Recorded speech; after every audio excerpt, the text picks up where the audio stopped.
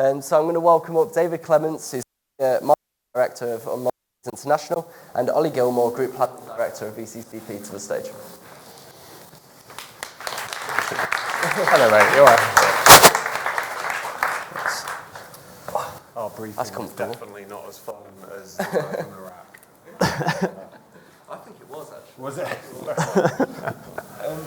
So today, when I first put out the pitch to bring sessions on, one of the first ones I heard back from was about Cadbury's, and it just felt so right given how close we are to Easter. And in particular, I was really interested in this story, which has actually just won a Webby's Award, or been nominated. Has indeed. Well seeded in there. Yeah. So I was really excited by this because actually what it came through is Cadbury's are giving people the opportunity to hide an Easter egg anywhere in the world for somebody they love. And actually it even managed to trigger a marriage proposal. So that's what we're going to discuss today. It's a first of its kind egg hiding experience using Google Maps Street View. So I'm going to stop talking for a minute. David, can you tell me about the context? Are we going to play the video? Oh yeah, of course, the video. Just before, I think that explains it. Every part of the United Kingdom is now in lockdown. Lockdown. What a year. It might be 2 weeks' time, it might be 12 months' time. Worst ever.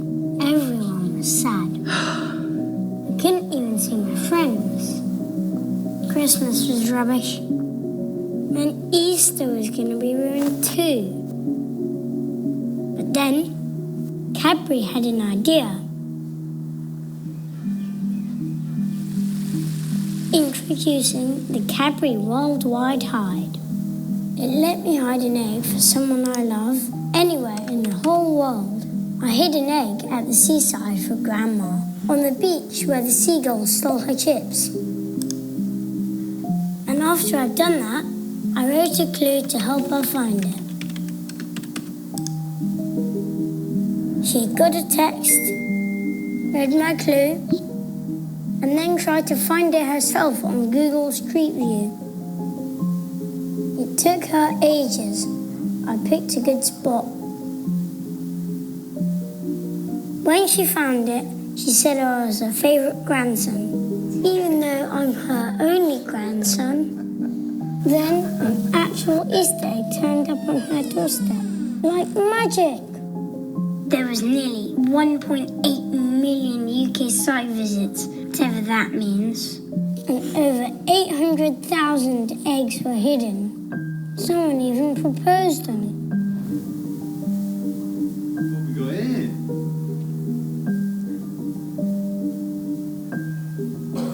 What arrived?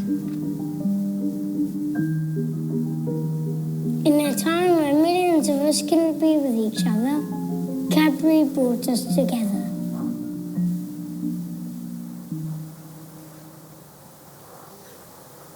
So, David, just tell me a bit about the context and your approach to seasons. Yeah, so I think if I start about Cadbury in general, I think everything goes back to our purpose.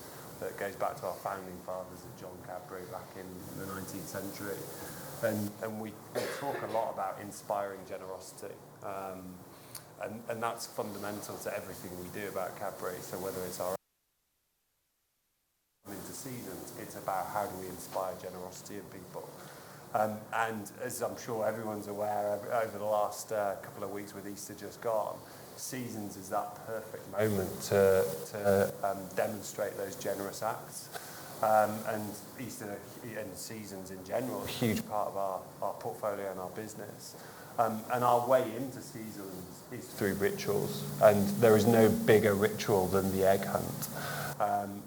And our strategy as we come into seasons, in terms of how we grow seasons, is growing the ritual and grow the participation in the ritual, which will therefore grow our performance and our business in the seasonal part of our portfolio. And I think then what we've done over the last couple of years ago is we've flipped that ritual of the egg hunt on its head over the last couple of years. So I'm sure people will be aware where we've had lots of relationships with people like the National Trust, and it's been really focused on the hunt aspect and that excitement almost of like going finding and looking for things. But actually that's not the generous aspect. The generous aspect comes into it when you're really focused on the hide and almost the preparation that goes in to hiding those eggs for your family, for whoever else it might be. And that's fundamental in terms of the approach that we take to seasons and bringing rituals. And that's exactly what you can see with the Worldwide Hide. Gives us a brilliant route into that to really focus on that hide aspect. So, Ollie, when you started working on this, why did the Worldwide Hide feel like the right idea? Yeah. So the funny thing is, when you like show polished case study films, or you talk at things like this, you can give campaigns that sense of kind of inevitability and smoothness. And the reality was, like early 2021, we're looking at it going, right, COVID's going to continue, the restrictions are continuing, what are we going to do? And I think there's a sense of like in those kind of moments of crisis, if you like to use a grand term for chocolate comm strategy. In crisis moments, you go, well, okay, we're going to have to build on the ideas and thinking we already have. And I think there are certain things we'd already talked about that felt quite important. As Dave mentioned, that emphasis on rituals in seasons. Also on Cadbury, we talk about storytelling, as in like the stories we tell in our ads, but increasingly also on the story doing, which are the actions and experiences. And then, as I say, then COVID was there and it continued. And it was like, okay, in the context of that, how do we respond? And can we, what can we bring to this season and the ritual that people will appreciate? And I think that first and foremost was connection. Of course, at a time when connection was lacking, we can give people that connection. And we liked as well, you get a little bit of a sense of it from that film, the little child talking about the seagulls for her gran. It's like, I think in that moment in COVID, and perhaps even afterwards, we still have this sense of like the value of shared moments and shared experiences, which that tapped into. And it just felt like we had an idea that, had the tech, was interesting, felt quite distinctive, felt quite fresh, but still had the emotion in it. Yeah. So it was all that within a slightly panicked environment. How would you build on that, David? What was your view from a Mondelez international perspective? Yeah, from a client perspective, I think, and it's summarised brilliantly, and when you can lead with the fact that a marriage proposal was the platform was used for a marriage proposal, shows that element of connection. And I actually used the examples that I did for my wife, and I first hid an egg for my wife where I proposed to her, and I think it's such an amazing platform because a brand is then part of what is like one of the most special moments of mine and my wife's lives, and the Cadbury has facilitated almost a recollection of that memory, a reconnection over that, and for brands to be able to do that in a really authentic way, because there's no right for Cadbury to be where I was during my marriage proposal, even though I worked for them at the time. I'm sure there was a bar of chocolate somewhere. But there's no right for it to do that, but it's facilitated that connection. And that's where I think, as we got onto this and it evolved, as Ollie talked about, as we went through COVID and we needed to adapt what we were doing, I think we all sort of struck upon this, that element of connection that really brings through generosity. So that was the moment for me. But I think equally when you look at almost the platform as well, it allows us to talk really clearly to our growth audience as well as our core audience. That again is really important. And something we spent a lot of time about, and I'll come on to how we're developing that for this year. And the other part is, how do we talk directly to consumers? So thinking about the importance of first-party data, this is something that Worldwide Hide allowed us to do as well. So there was a number of aspects of this campaign that were sort of surefire wins for us from a brand perspective.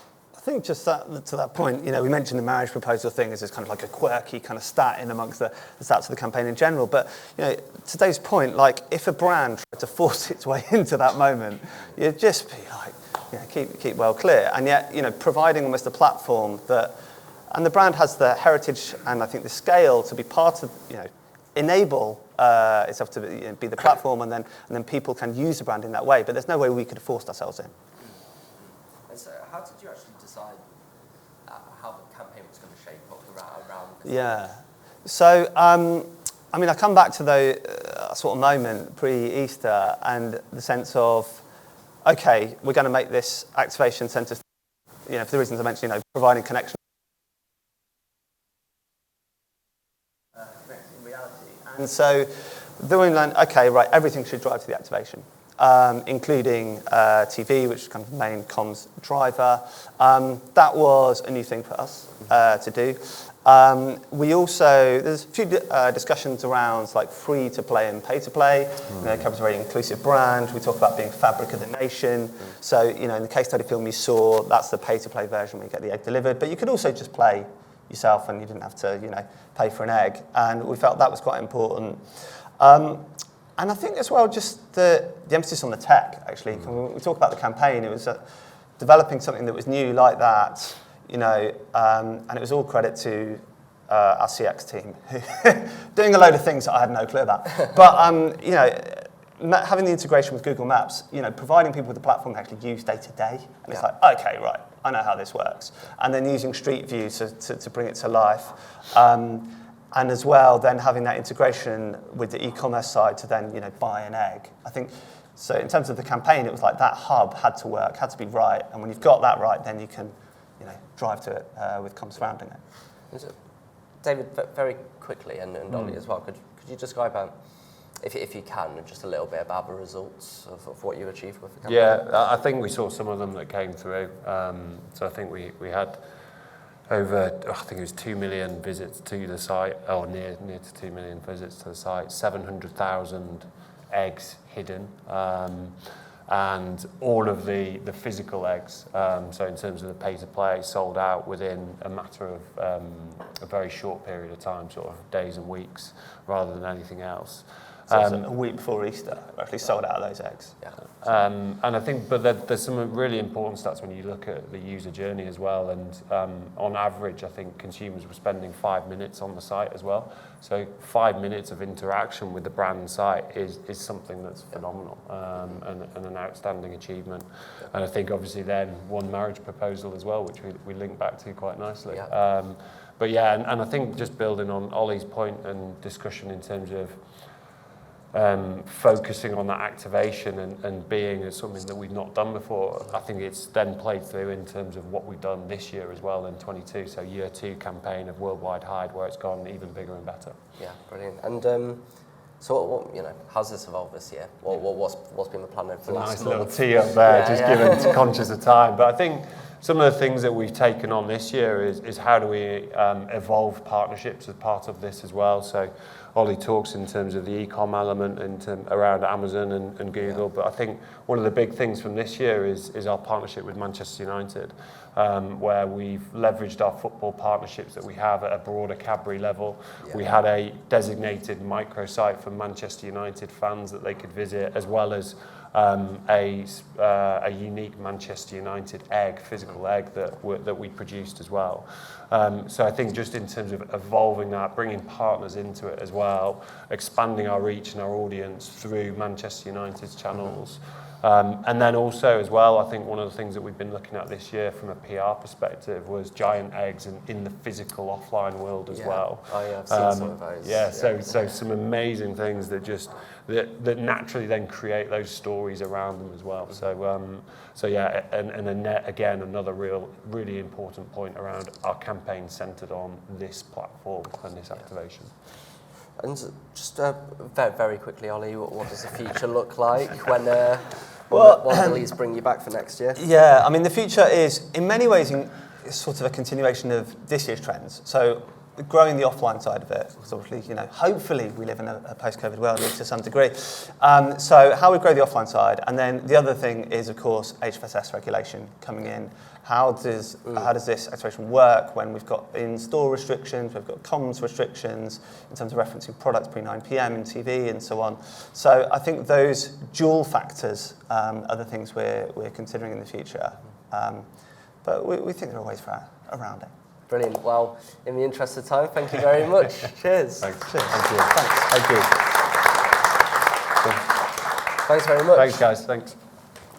It was an absolute pleasure having David and Ollie down, so thanks again for joining us. If there's any, we'll stick around at the back if there's any questions. I've realised we've cut it a bit short. But yeah, thanks, guys. Cheers, thanks everyone. Right.